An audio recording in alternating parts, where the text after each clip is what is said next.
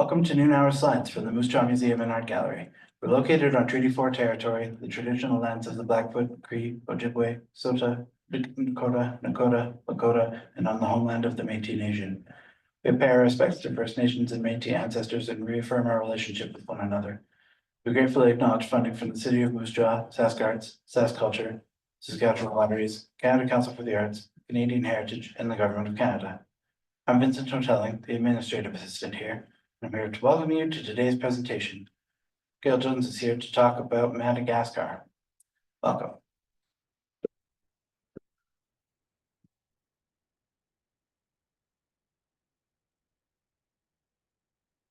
Okay, glad you could come today. This was a fun trip of mine this fall. So why would one go to the Galapagos? Well, it's kind of like another or why would you go to Madagascar? It was kind of like another Galapagos because it's been isolated for so many years and on its own in the middle of an ocean.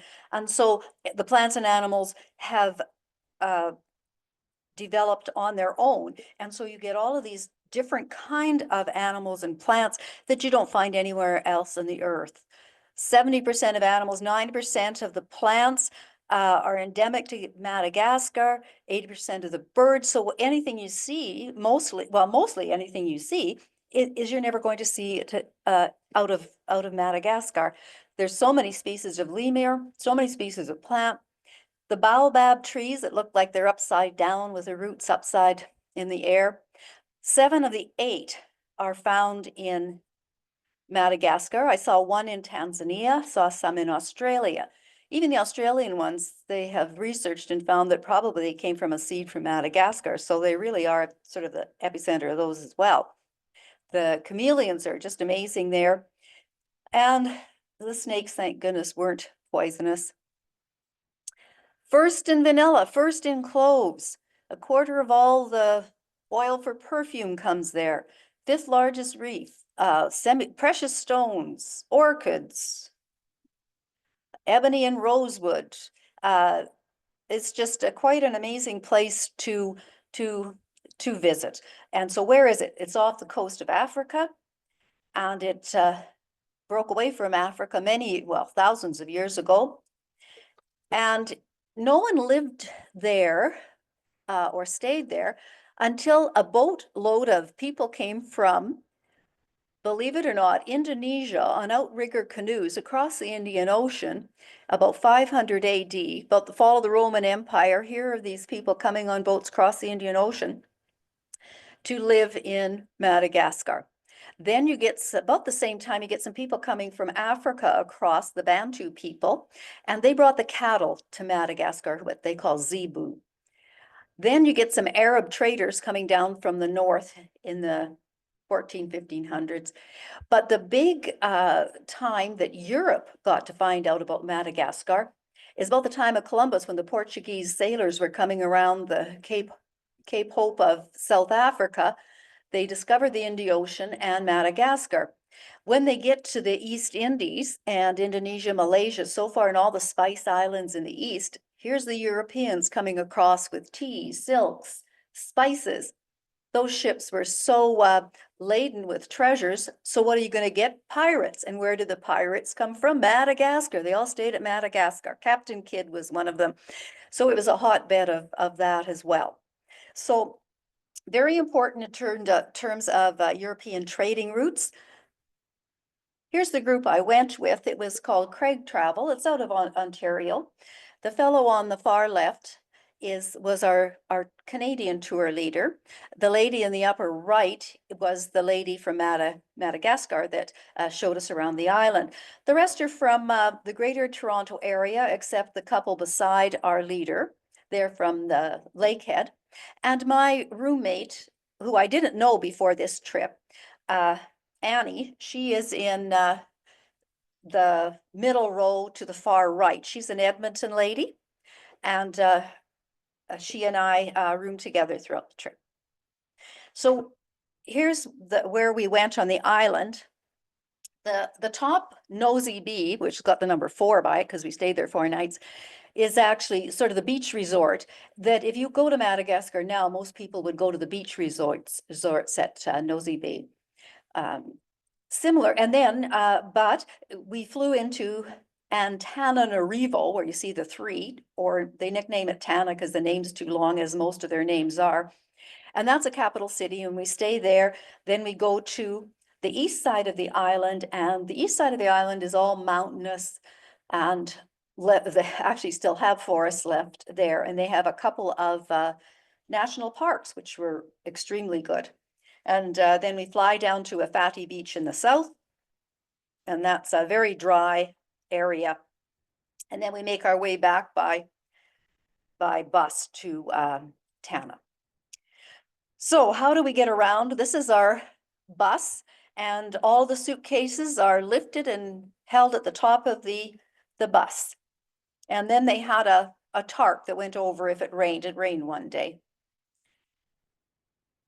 This was our first hotel. The green in the center is actually a river, and that is water hyacinths, all the green.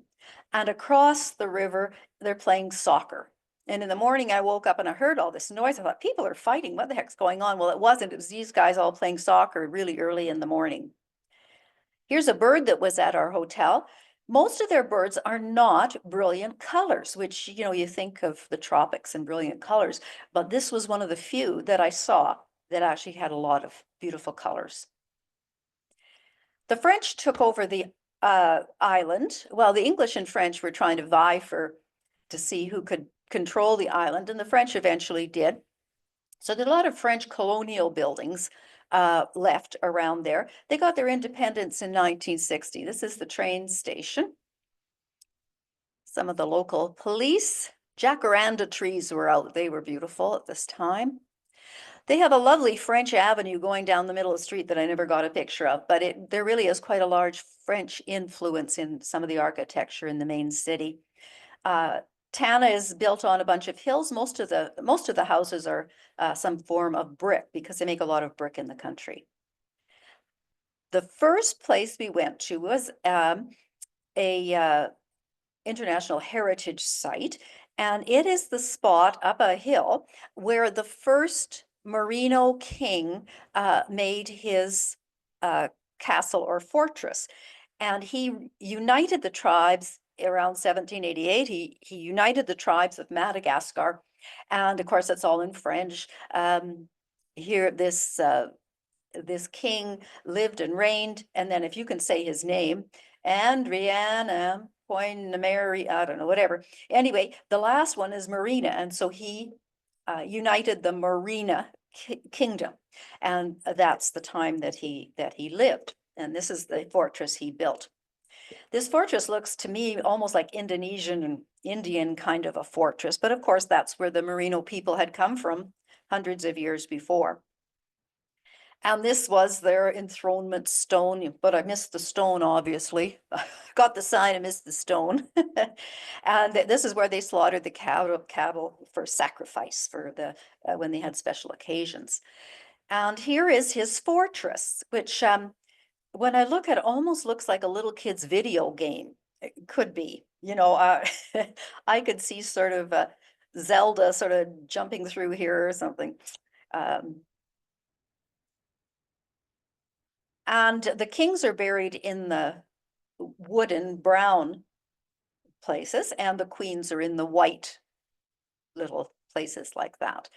And this was also used as a summer palace later, but the main kings until about the mid-1800s actually reigned from here. And after that, we went to this place, which is the newer palace. And this was built by a Scottish architect in the mid-1800s, and the first queen was Rava the First. And whatever you do, don't bring your pigs to this site. But here she is, Rava the First. Her other name is the Mad Queen of Madagascar. During her reign, she killed off 50% of her people.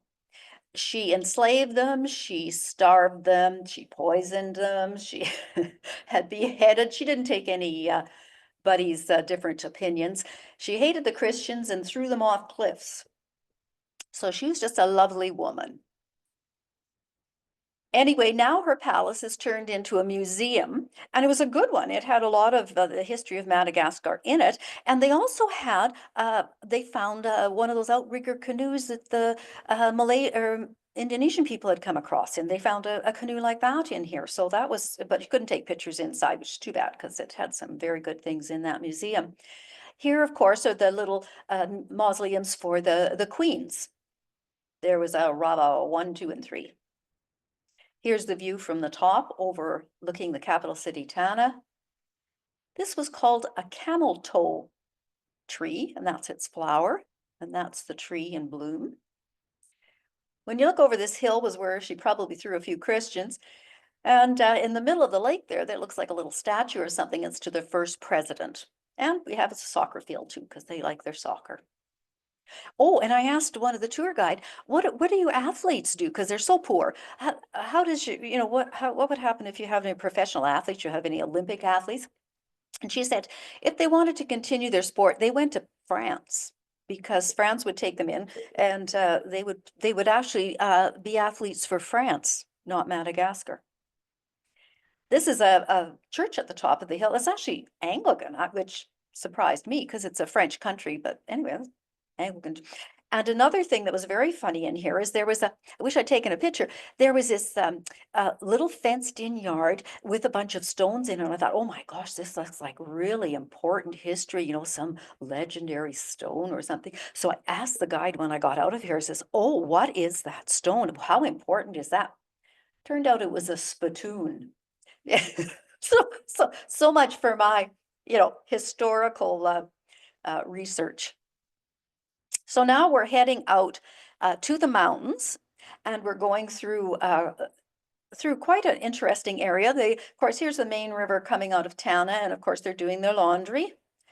This is a beautiful picture by our guide, and anyway, John, and he's got an exceptional camera, and so of course you can tell his pictures, as opposed to mine, because my camera's just a little Instamatic.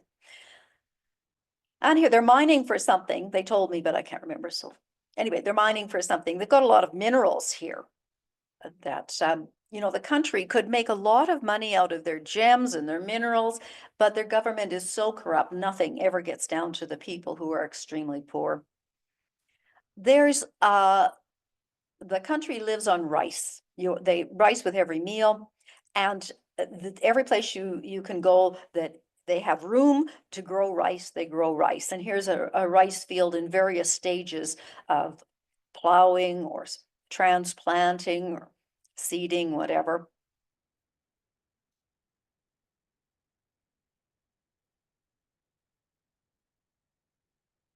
And the kids are there too. And there is compulsory education, but nobody checks. And to go to school, you need a bit of money because you need to buy your supplies. So as a result, a lot of children do not go to school. You learn French in the schools because, of course, the usual different languages or whatever. So they, French is sort of the de facto language, which was good with that. Annie was my roommate because she's actually of French descent. So.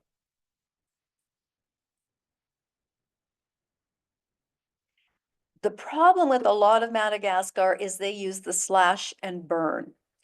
So they need land for more rice paddies, they need land for the cattle, so it's like the Brazilian rainforest.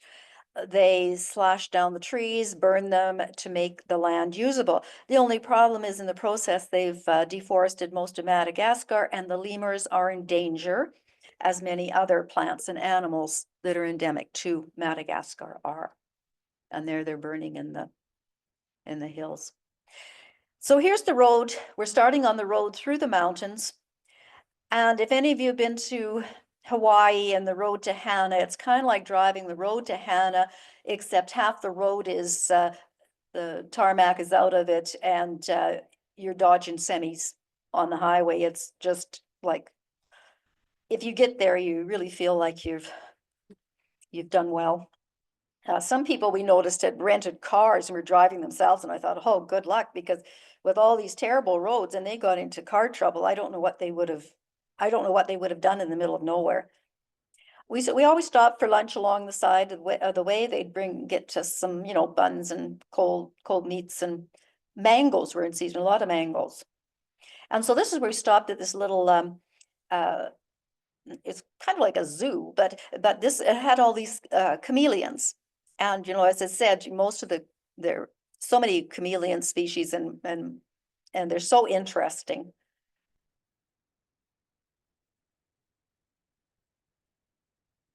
But this way you got to see them very close up. They're in the jungles, but the problem is they're so little that you don't see them, and a lot of them come out at night, so you never see them. Anyway, so this way here you got a chance to get to see them up close. But they got the little horns on them, the little helmet. I like this picture, it's so cute. They're both looking out the window, the two buddies.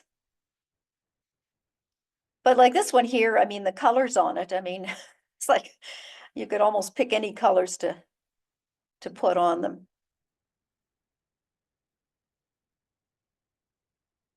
Here's a tomato frog. And this one, I don't know the name of this one, but it was quite a colorful one, little frog. This is called a giraffe beetle. I didn't take this picture. Somebody with a much better camera took this one. And there's snakes, not poisonous, but kind of more of a constricting kind. And these little geckos, look how well that one is sort of camouflaged. Because the geckos, they don't have those big helmets on like the chameleons do. Luna moth, and some of the flowers that I saw along the roadsides.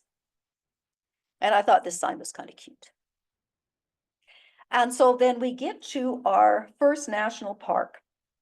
And this was a wonderful hotel. We're right in before I tell you about the hotel, this hotel had the best bread, and it must be the French influence. I've never tasted toast like this. I didn't want to leave because this toast was so good. But rum. Annie, my roommate, decided we should have some of this rum, and it had different flavors. So I can't even remember what this flavor was, but they poured it out of some vessel. And afterwards, we passed a rum distillery on the side of the road. It was open air.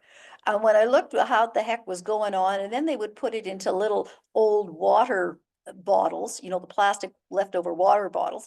So then they'd be selling it in that. And I'm going, oh my gosh, what have I drunk? And I thought, I'll probably go blind. I better stop drinking this stuff. So anyway, they do have quite a rum distilling business in this country.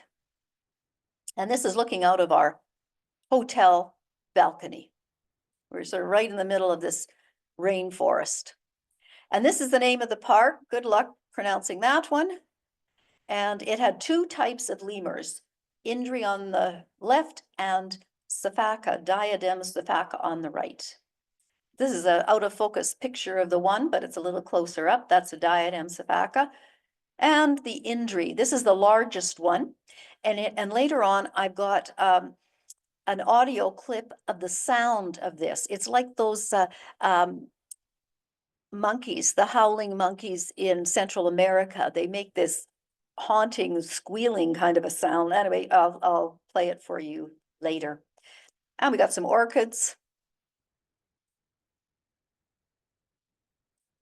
And the paths go through the area for the most part. And we cross over some streams. And this is a spider. Can you see the large spider in the middle there? It's quite large. It's right in the middle. And they have owls there. These were some of my fellow tour mates' pictures of the owls. We did a lot of walking through this forest, and these are some different, this was our Indri circuit. And so we're crashing through all of this forest. And I said to the guide, I said, is this right? I mean, should we be walking through this this jungle, is this not wrecking things? How are we doing any damage? And he said, well, yeah, to some extent, but we need you to probably, they need our money. Oh, I don't know. I guess we can tramp through the jungle as long as we pay the money, I guess. I don't know. And when it's hard to take pictures of these animals because it's dark in the jungle and I don't have a big the lens on the camera I should have. And then I found out yeah. So anyway, you're just not getting really great pictures of these animals. This is that diadem sifaka, what you see in the trees. Now, with your eye, you see a little bit better than you do with the camera because you're a bit closer. Of course, I didn't take this one. Look at that one. Now, this is the Indri. It almost has ears like sort of a panda bear kind of thing. And this is the large ones.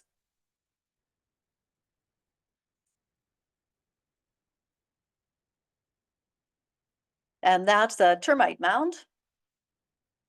More rivers. And we did see herons. And the middle one is a kingfisher. And this is the one we saw that right after we looked and saw what animals or birds we were supposed to see. And this was the kingfisher we had that was by where we're eating our lunch. Trumpet flowers were there were quite a lot of trumpet flowers in this park. And then we sat down for lunch. Now, this is where I taped the sound of the Indri, but unfortunately, you couldn't tell your fellow passengers to be quiet. So you've got people talking in the background, and so you'll have to block out the people talking and to hear this sound.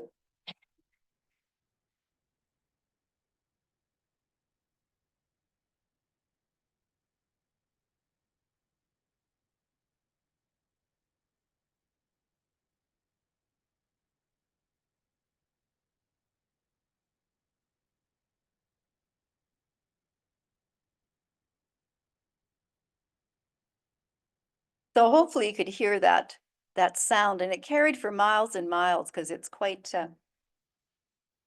shrill, I guess.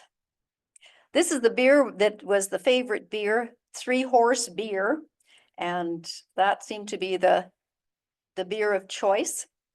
Now, John brought along some soccer uniforms for a local team because there were some around his area that weren't going to use these soccer uniforms. These guys were thrilled to have uniforms. Then this, sometimes you see the lemurs in the national parks, and sometimes you see them in lands that have been donated or looked after by private people. And this is one. Now they have the river going around it because then the lemurs don't go across the water.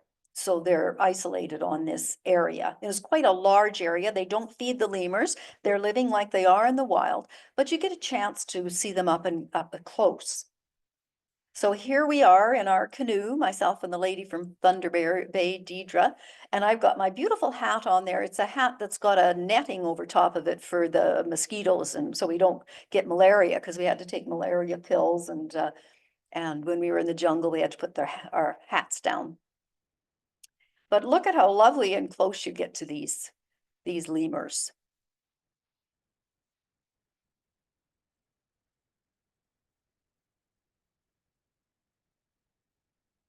And these little lemurs, the little babies were so cute, and there were so many of them. And they either hang on to the mother underneath or they climb on them on the top. And they're so, well, this guy was so funny. Look, here he is lounging around, hanging around. He was, he was pretty good. And this one here, I think it was a bamboo lemur. They're in the eastern coast as well. And this is a red ruffed lemur. And this is that sifaka again, the diademed one. They're also called dancing lemurs because they take jumps all over the place. They jump all over the place on the ground, where the other ones maybe jump from the trees, but these guys jump on the ground all the time.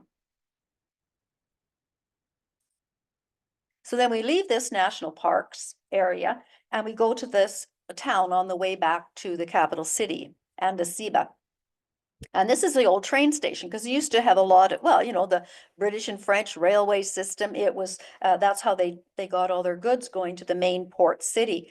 But now there's only 2 passenger trains that go on this line during the year or the week, which is unfortunate because you're stuck on that road with all those semis and the bad roads. And, but again, government corruption, somebody probably got paid a lot of money to make the roads in the first place, but now nobody will repair them. So, and then now the passenger train system is, not all that great either, so. So then so now we're gonna take the road back to Tana. And, they've got all of the carts, bicycle carts to take people. This is a motorcycle repair shop. I don't know, this must be the local Canadian Tire or something. They're selling all these parts. And they use charcoal to cook with, so they need a lot of charcoal. So they brought in eucalyptus trees thinking, well, they'd grow fast, they'd be good for charcoal, which they were, but of course, then you get the problem that they're getting rid of, they tax the other species for space, and so the other species die. So anyway, that didn't prove all that good, but they do need the charcoal to burn, so they sell a lot of that. So you got the little lunch counter, the barber shop, the grocery store. Look at those lovely vegetables. And you got the bar, karaoke, discotheque. And yet again, rice everywhere. Ducks. This is called a hammerhead duck because his head is shaped like a hammer. He was in the rice paddies. And terraced rice paddies. But right in the middle of the rice paddies, you will see these little rectangular shaped buildings because it's a clay soil. So they make bricks. So right in the middle of the rice paddies, they got all these little brick things like this, which are the kilns. So you got the wood to burn in the kilns to dry the bricks. And so here's one kiln we went by and it was operational and so we thought, oh, this is good. Let's get out and get some pictures. Well, we had 2 steps off that bus when all the little kids found us. Well, they were rushing to the bus. We must have been the only interesting thing in town that day. So we get all these kids around us. And so the tour guide there took some of the Canadian pins we had and we're handing them out to the kids. But then she had to show them how to put them on. So here she is showing the little kids how to put on the Canada pins. And then, of course, we gave this little guy the Canadian flag. So he was kind of happy he got some. Here's this road through the mountains. The one that I said was so bad. And you're going up and down and around and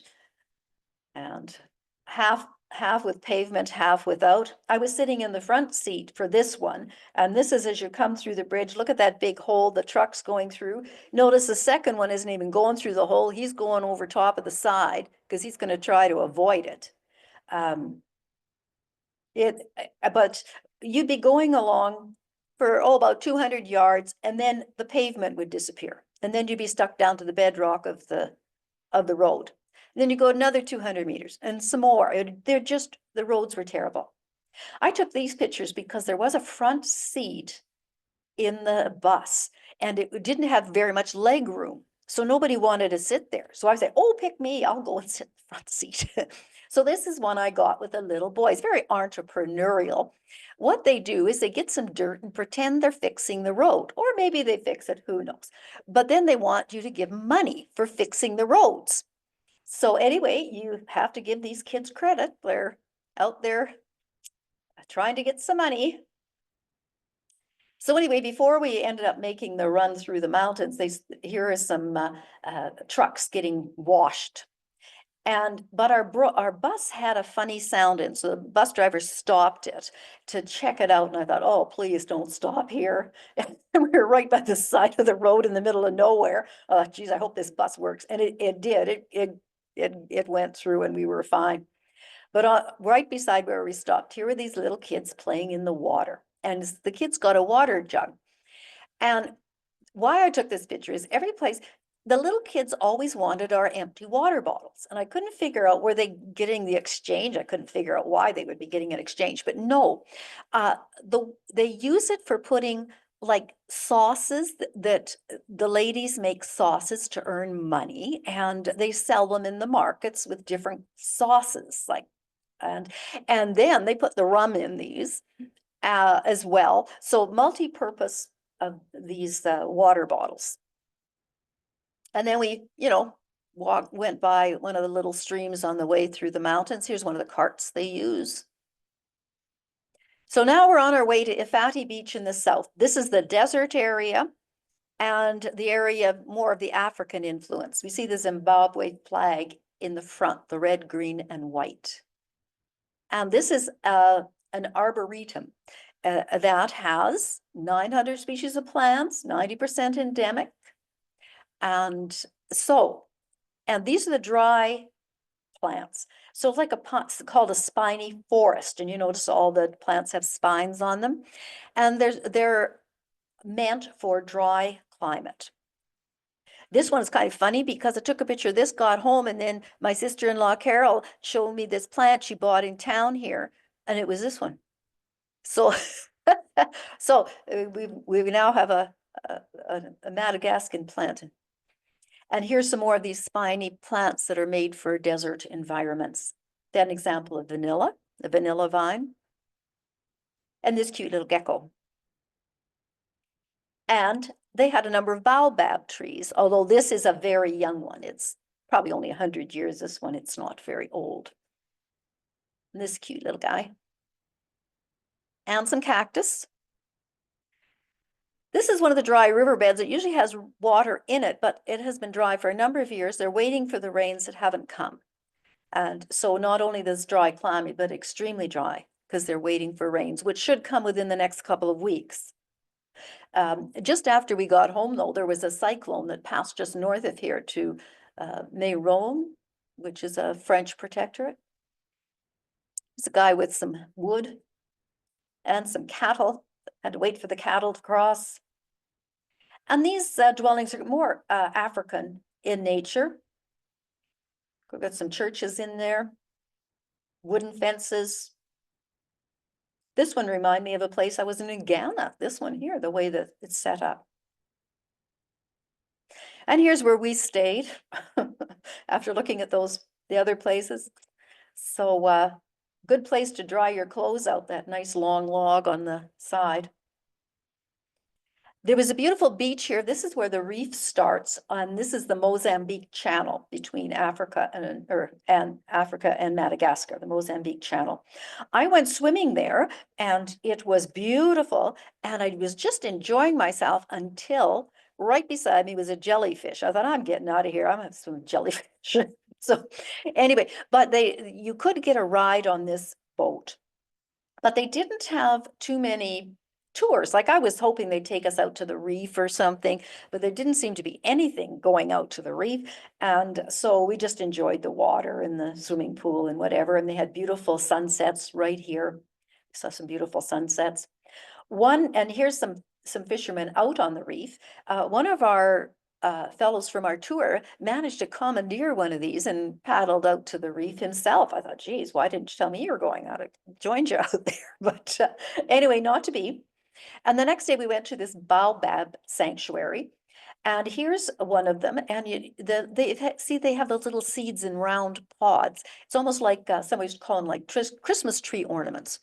And if you look at it, it looks like, the roots of the tree are actually the branches. So that's what they're upside down trees, sometimes they call them. Some of these are hundreds of years old, these trees. This is one of the seeds that he was showing us. This is one type of pod. The one on the right here is 800 years old.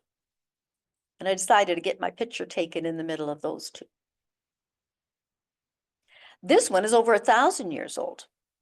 And the tour guy said, oh, the Japanese people tried to put their hands around it to see how many Japanese people could go around the tree. So I said, well, we Canadians can try that too. We don't just let the Japanese do this. So of course we decided we would all join hands. I think there were about 13 of us around there eventually. So we counted 13. I don't know, because some of them were we put extra people in, I think. So And here's some, a nice avenue of baobab trees.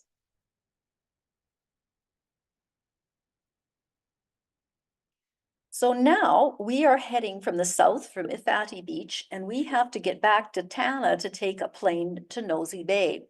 There are only 3 airports in the country: the capital Tana, Ifati Beach where we were, and Nosy Bay. That's it. So to get back to an airport, we have to drive. If we want to get, well, I suppose we could take the flight back, but what fun's that? We'd miss half the south part of the island. So then we drove back to Tana. That takes us a number of days. Just alone from Ifati Beach to Asalo, the next stop was over a 10-hour day. So we're looking at 10 and 12-hour days to get through these stops. Not because it was like, I mean, the distance was great, greater than what you think. But when you're dealing with these roads, you're going like 30 miles an hour. You can top out at 50 perhaps. Anyway, we're stopping off at Asalo, which is the next national park. Anyway, here we are. Road start out pretty good. And this was a bus stop. And they pick up passengers, or a bus depot. They pick up passengers, you know, got food vendors so people can buy food on their journey. And they pack the top full of various things. One I saw, they had packed a chicken in a bag and dumped it on the top of this vehicle. And later on, you'll see that they attached 3 goats to the top of this, strapped the goats on the top of this van, and we're driving along here. Now, the ladies have their faces decorated down south, and I don't know if it was a fashion statement or whether they're protecting themselves from the sun. This one here looks more like a sun protection. I don't know about the other ladies. And this is their grocery store, but we stopped at a Western grocery store. And actually, they had some great Madagascan products. They had Madagascan coffee, Madagascan tea, chocolate. They grow a lot of chocolate here as well. So I bought some of my souvenirs. So if I brought you back Madagascan tea, this is where I bought it, in the Score store. And we picked up food for our lunches. Here they're building something, but of course they use bamboo, as in Asia, to build. And here's on the road, we have the cows and the goats and the fellow looking after them. Umbrella trees. Look at this poor guy. And his bicycle with all that, hauling that. Baobab trees. Now this is interesting. If you are the chief of the tribe, when you die, they make this little mausoleum thing for you, and they get some artist to paint pictures of your life around your gravesite. So that was kind of an interesting stop. Mango trees, lots of mangoes this time of year. Another sled for how they haul things. This is another stop. We stop the bus, everybody comes running, but the Toronto group brought clothing to hand out. And so we were armed with t-shirts and pants and skirts that we were handing out. And sometimes we gave them to one person and then they didn't fit, so they passed them to somebody else. So somebody will get some use out of them. Of course, everywhere you go, the kids are always so happy to see something new. And we stopped off at this park for lunch. And just a short walk to see some orchids, some trees, and we're off on the road again. This was the day that was so long. And huge vistas, and it almost turned out to look like the American Southwest with, you know, some mesas and buttes sticking up and some baobab trees back there. Dry riverbeds waiting for the rain. Small village. There's the goats on top of that. Look how they're strapped in. And they don't, I don't know, I don't know, I didn't see them getting upset or anything, maybe about that, but I don't know, I'm glad I wasn't the goat tied to the top of that thing. Anyway, here we go, more vistas, and this is where they were mining sapphires. And I guess obviously other gems they were selling. These ladies, and well, mainly ladies, but people were in the water like panning for sapphires, but they also have other mines as well that they get the sapphires from. But we're encouraged not to buy them because of the inhuman conditions of the mines. Some ladies did come and try and sell us some, and I really wish that we could have, because they would have been probably good quality sapphires. And this is where they're selling all the sapphires. Maybe other buyers come. And it's getting kind of dark here, so we got to get to our hotel, and there's our hotel, right snuck in right in the middle of all those beautiful rock formations. Now, this doesn't look like a very nice hotel. We just have two short little beds, but they had, oh, the bathroom had double sinks, and it had this sunken tub where you looked out over the view, over the rocks and the valley, and this was, and a beautiful deck. Oh, this was a lovely hotel, this one. And then the thing here to do is walk this gorge. And in the brochure, it told me that it was going to be 7 hours of walking. And if you couldn't walk 7 hours, don't bother getting on this. Well, I knew I could walk too. But anyway, so I thought, well, I'll double back if there's a problem. Well, they were counting 7 hours by the time you got on the bus and returned and had your lunch and had a swim and stuff like that. So it was not physically taxing. What are these things on the tree? These are ladybugs. They're kind of ladybugs. They looked, yeah. And this is the first time we'd seen a ring-tailed lemur. These are the ones we always see in the zoos. A lot of lemurs, you put them in captivity and they die, which is another problem with trying to keep the lemur species alive. So they were saying hello to us on our way by. So here you can see the gorge, how deep the gorge is. And we follow the river bed through. This is my roommate, Annie. She comes from Edmonton. She was an MLA in the Alberta legislature. She's won a lot of awards for her French culture. She does a lot of work with the French culture in Edmonton to keep the language alive. Yeah, she was, yeah, a good companion to have. As I said before, it wasn't that physical, but it was sort of challenging, because you're having to go over these rocks and up the rocks, and you see people helping each other over the rock beds.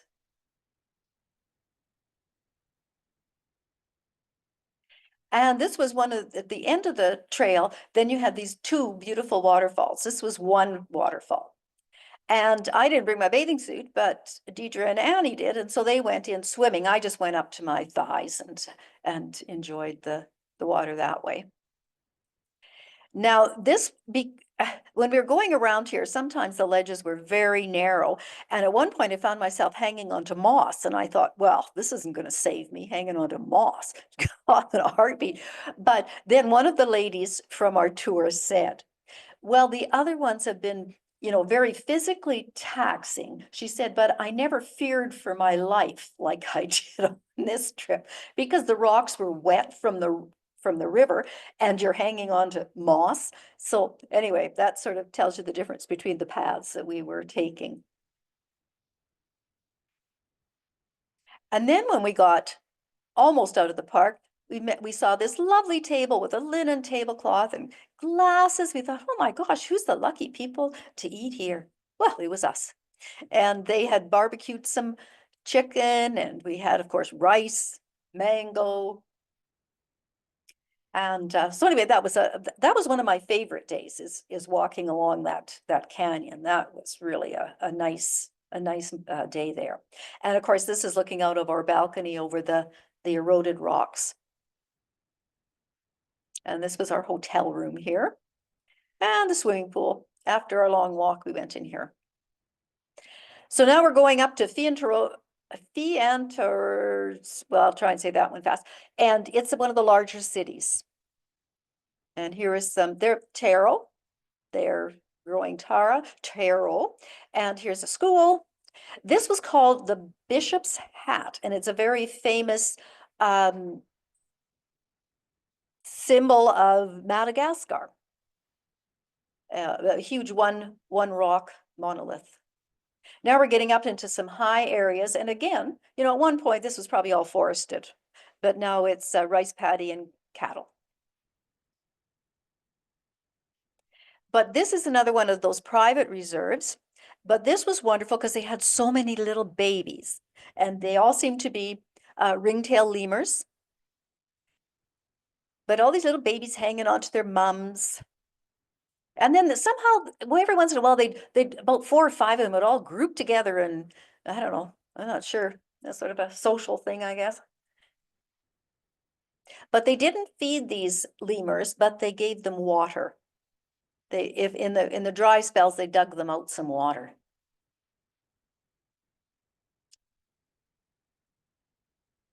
Do you know that there's 2 tails on that guy? The baby's under there somewhere. But these babies were about 6 months old, and they were actually starting to jump from tree to tree. And here they are. This is John took these little pictures. And they're so lovely, these little babies. But they were jumping at 6 months old. They were flying through the air from tree to tree. They launched themselves with their legs. And then there was a soccer field just outside there. When I guess the rains aren't coming, they can play soccer. So here we are at Fiantrosa. And this was one of the main churches there. And we thought, well, this is funny. This is odd. We've got a whole bunch of nuns here, and there were just so many of them. What the heck's going on? And when we saw the bishop, we knew, well, this is something special going on in this church. So the tour guide made a few of us ladies come in there. And I was so glad because we got into this church, and then we had the big procession with the bishop coming up the aisle and the Malagasy music. It was very tuneful, had great tune and very lively. It was great music. I wish I'd been able to hear more of the music, but we had to move. We had to keep going. But it was kind of fun to have been there for his 20th anniversary of being a priest. And then this is the this part of town that's historic, and this is the stone that people have paid to keep this historic area up. And 1885 was the church, so these buildings around 1885, and of course they have to, if you buy this house, you have to, keep it up according to the style, etc. Here's the church at the top of the hill of the historic area, and a school. So we went into the school, and here were some girls who were studying for their final exams of grade 12. Some of them may be able to go to France.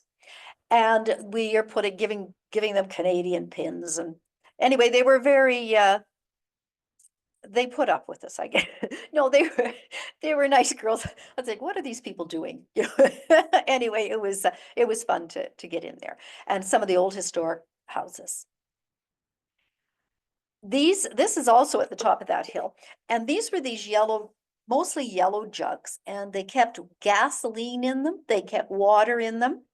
They were everywhere. If some liquid had to be carted, it was always done in yellow, no other colors, just these colors yellow. And I said, I wish I had the contract for making the yellow water bottles in Madagascar. You'd make a fortune. So here we are, Fiantrosa. Now we're going back into a national forest, the Ranomafana. I like this one. This was my favorite. We're really into the high rainforest at this national park. But here's a waterfall on our way. We're going up the mountains.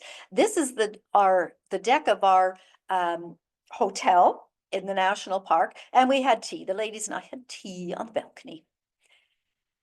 But it was just a beautiful setting. But this is the high rainforest. Look at those amaryllis. There were amaryllis everywhere. And I kept thinking, I wonder if they're endemic. I don't believe they are, but they had certainly used them a lot in this area. And this is another one of their plants. We also took a couple of nighttime nature walks, and we went through the forest, and this is where we saw this guy. I mean, how wonderful is this guy? And this was taken with my camera, but the local nighttime tour guide grabbed my camera. He had a light in one hand, my camera in the other, and he's changing all these settings on my camera and got this picture. And I don't know what he did, but I wish I could figure out how to do it. And here's another one. This is a mouse lemur, one of the smallest lemurs. This is one I took. Well, you can tell the difference between what I took and what that guy took. But anyway, he took this one of a frog. Isn't this a cute little guy? But these are nighttime pictures. And another one of the rainforest before we leave. So we're going for the day to Ranamafana Park. This is home to the bamboo lemurs, who are getting very extinct. And we did a lot of walking this day, and because it's the high rainforest, you have to walk up and down and up and down. So my knees would kill me after this one. This seemed like a whole morning going upstairs, but it was worth it because we really got into to see some interesting things. These are all bamboo lemurs, and they were very cute. There's my booth, a stylish hat with the net up and ferns. Now, this is an interesting butterfly, and it's protecting itself because you notice the head is to your right with the antenna, but to the left, it looks like an eye that way, and sort of, because it's going to fool the prey, so it'll eat the back of the butterfly. And so it has a chance of survival. But one thing about that we did see that I didn't get a picture of is we saw the last of one lemur species. There was one female bamboo lemur who was alive of her species. They tried to breed it with somebody, like this is the higher rainforest, and then there's a middle and a low, and they've tried to breed her with the similar lemur from the different areas, and she won't breed. And in captivity, nothing. So this one lemur we saw was the last of her line. I didn't get a picture of it, but anyway, it really brought it home how in danger these animals really are. And we saw some snakes. These stones are kind of like standing stones in England. They're from an ancient civilization. Well, maybe not that ancient, because they were only, here since 500, hey? 500 AD.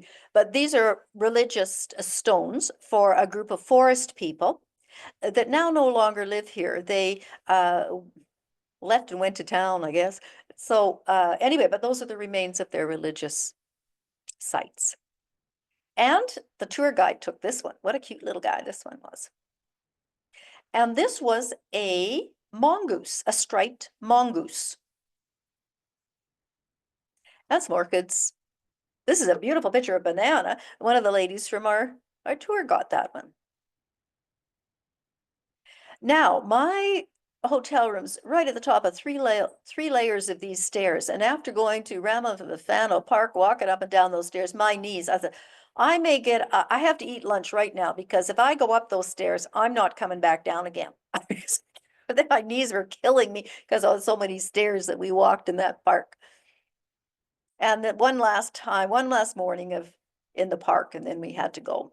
But that was a lovely stop as well. And we stop at one more town, but many hours away, and a Sarabi. On the way, we see these ladies dressed in white. They're going to church. It's Sunday morning. They're off to church. Then there was this sign that they come around and give people their immunizations. And this one was for a disease that you get when you're in water all the time, and there's some parasite that they get through their feet. So then they were going to give everybody these immunization shots, I guess. Well, looks like it's taken orally or something. Anyway, they were advertising that for the local people to come and get their immunizations.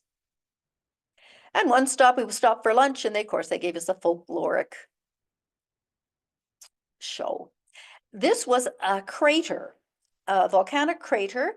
And so we went there, people were using it to wash their clothes, but really it's a tourist spot for the locals to go to. And all of these are little souvenir shops or food vendors or whatever for the families to come and spend time in the water. And there's a water slide for them and little restaurants along the way. We took the time to walk around a bit of the lake just to get some exercise before we got back on the bus. We had to take a picture of this because it was the Three Horses beer factory. So we had to get some pictures of that. And radiated tortoise, they're also on the endangered list.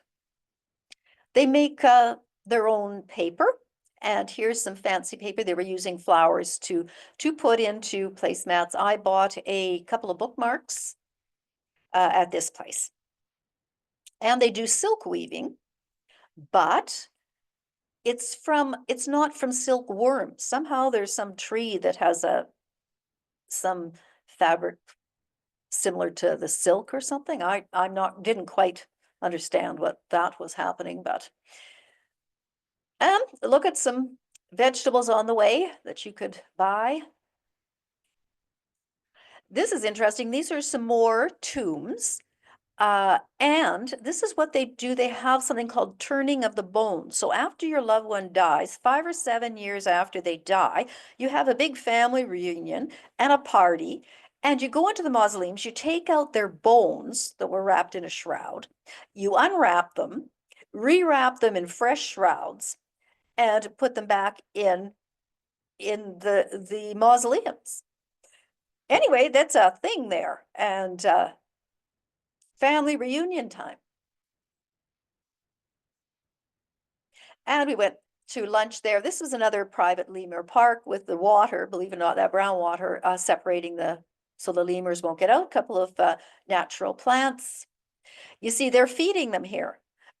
So they're not like the other ones. They do feed the lemurs at this one. Maybe there isn't enough food for them on the site. They've got land, but no, not that much food.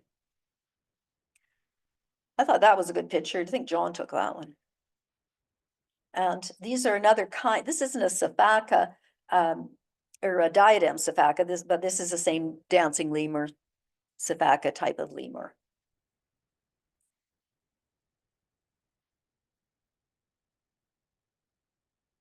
And some bamboo, more radiated tortoise, and some more little babies. They were just so cute. And they played with each other. They'd be like little squirrels, running after each other, jumping through the trees. They were quite cute.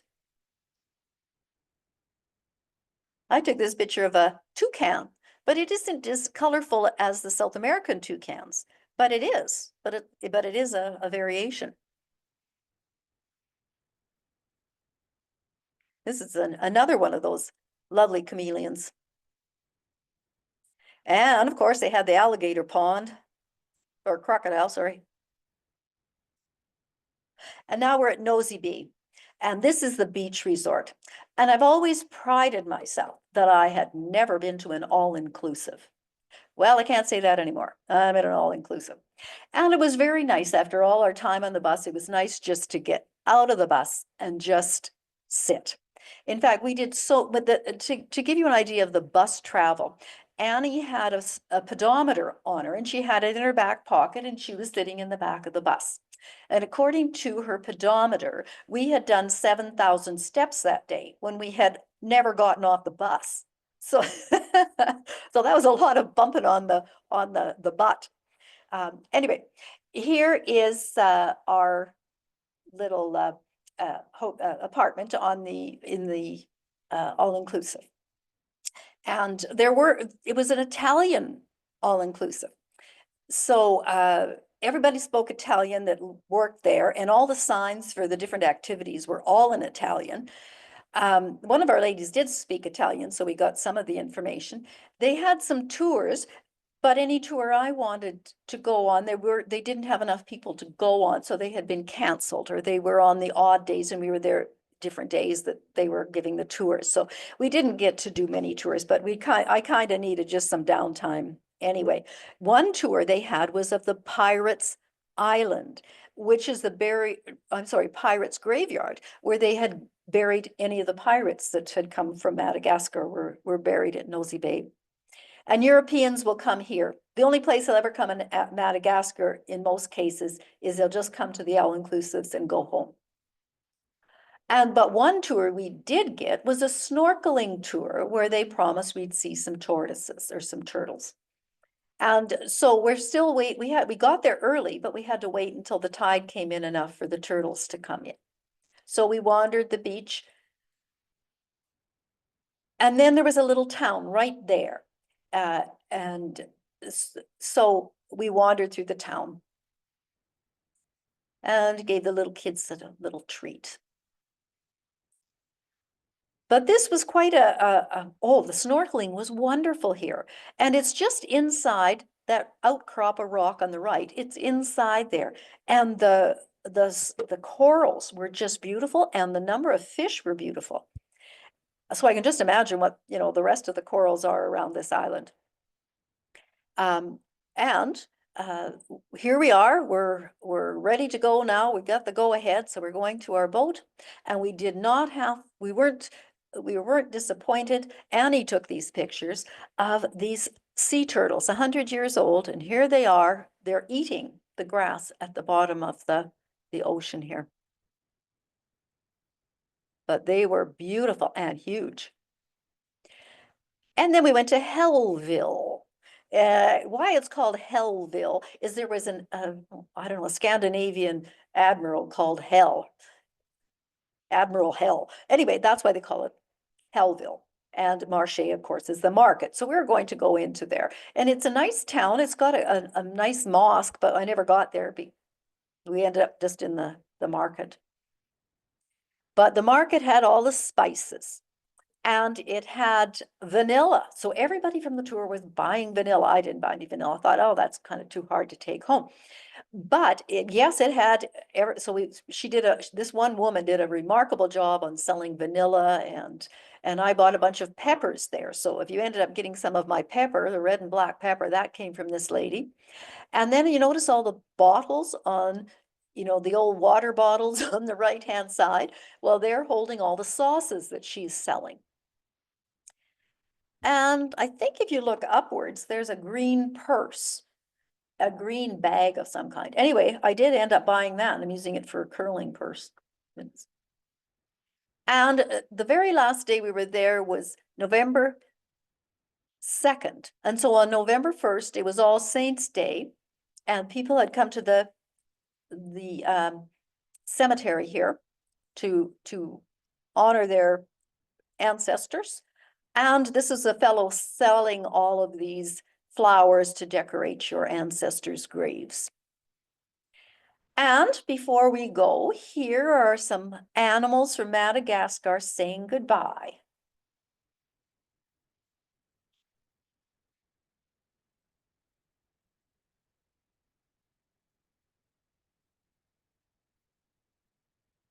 And that's it. So, yeah.